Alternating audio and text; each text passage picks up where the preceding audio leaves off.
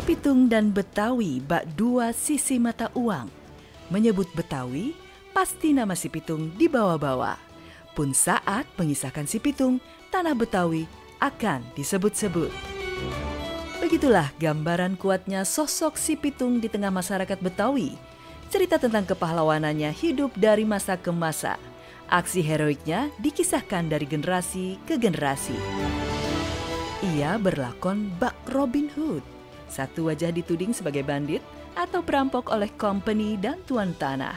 Di sisi yang lain adalah pahlawan bagi rakyat jelata.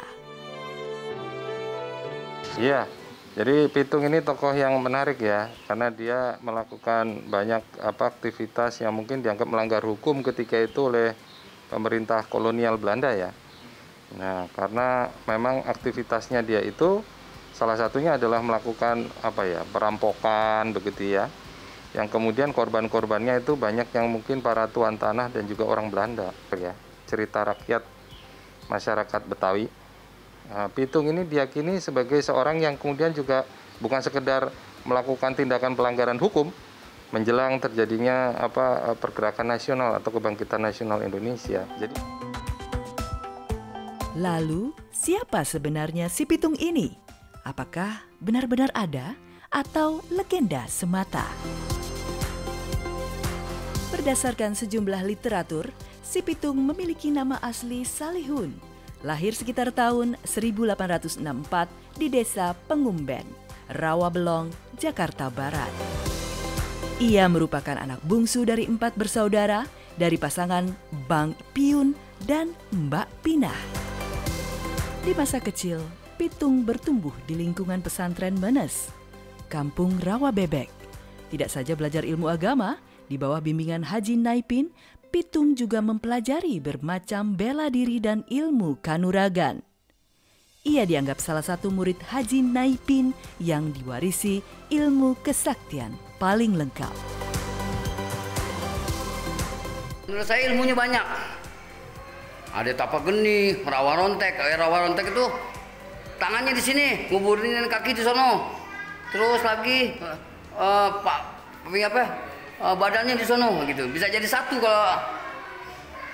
kalau udah ini bisa jadi satu. Jadi satu lagi, hidup lagi artinya gitu. Kalau lihat film sih di film nih, di film ini mah dia punya ilmu rawa rontek ya. Kalau masa ditembak atau diapain dia bisa hidup lagi. Ya sebetulnya kalau masalah kesaktian ini sukar dibuktikan ya. Jadi selama ini mungkin gambaran bahwa Pitung bisa kebal, ya, kemudian juga menghilang itu sebetulnya lebih karena Pitung ini punya bentuk fisik yang kecil.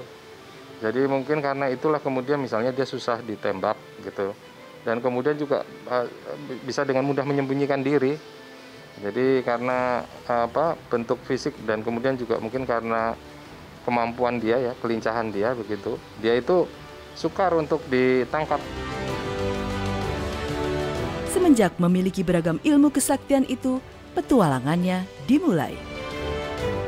Namun, namanya moncer karena acap membuat onar dengan mencuri dan merampok harta company dan tuan tanah yang kikir.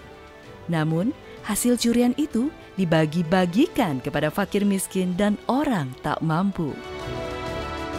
Tahun 1892, ia diciduk polisi Belanda karena dianggap menerima uang suap sebesar 50 ringgit dari kepala desa Kebayoran. Berkat kesaktiannya, ia bisa meloloskan diri. Tersiarlah kabar kalau ia memiliki ilmu menghilang. Nama Si Pitung sohor santero Omladen Batavia atau Jabodetabek sekarang.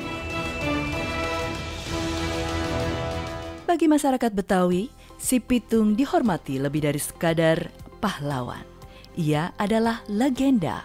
Si Pitung tidak saja tentang seorang jawara kampung yang sering bikin ulah, ia juga turut berjuang melawan kaum penjajah. Di Marunda, Jakarta Utara, berdiri rumah Si Pitung sebagai salah satu pengakuan keberadaan dan jejak sejarahnya di masa lalu. Yang masih misteri sampai kini adalah kuburannya. Konon, makam Robin Hood Van Betawi ini terpencar di beberapa tempat sebagai simbol kesaktiannya dan karamahnya yang diperebutkan.